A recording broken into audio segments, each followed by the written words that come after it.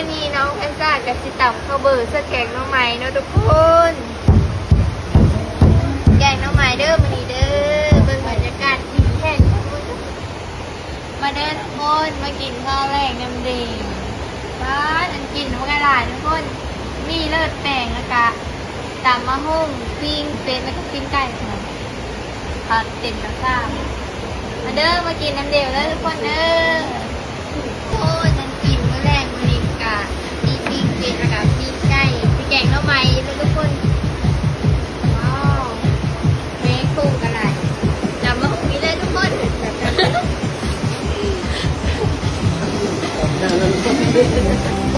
มาเด้อมากินน้ำเดียวแล้วทุกคนเด้อ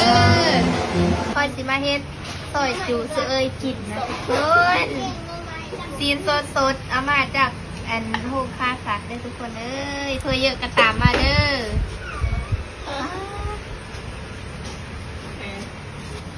ทุกคนวันนี้ก็ฮอดย่ามกินแล้วเนาะมีแกงหน่อไม้พร้อมได้ทุกคนแล้วก็ชีโลแล้วก็ผักกระต่อบางเยอะดึงมาเด้อมาเคยอยากกินก็ได้มาคอยซิซี่มาเบิ่งเลยทุกคนขออนุญาตใส่มือเด้อแล้วก็อนุญาตคนที่บอกกินดิบผมเด้อทุกคนเด้อ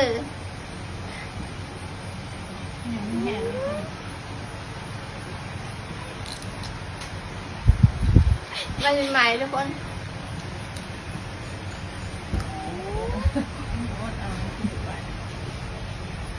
แซ่บทุกคน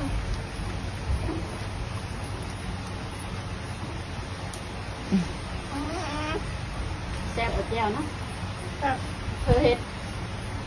พ่อเห็นหนึ่งคนเว้ย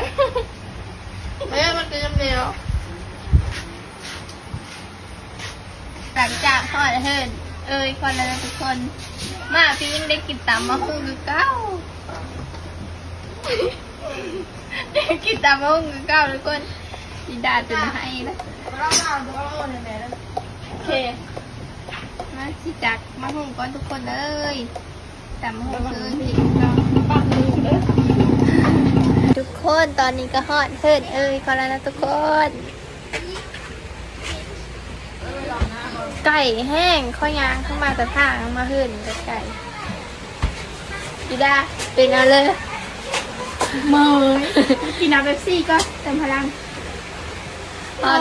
ฮอดบ้านเลยทุกคนบ้านวังเต้าทุกคนตอนนี้ฮอดก็ฮอดคิวรถลักโซบางเซ่แล้วเนี่ยทุกคนพาแต่มาเอาทุกคนเลย หัวมันหมดได้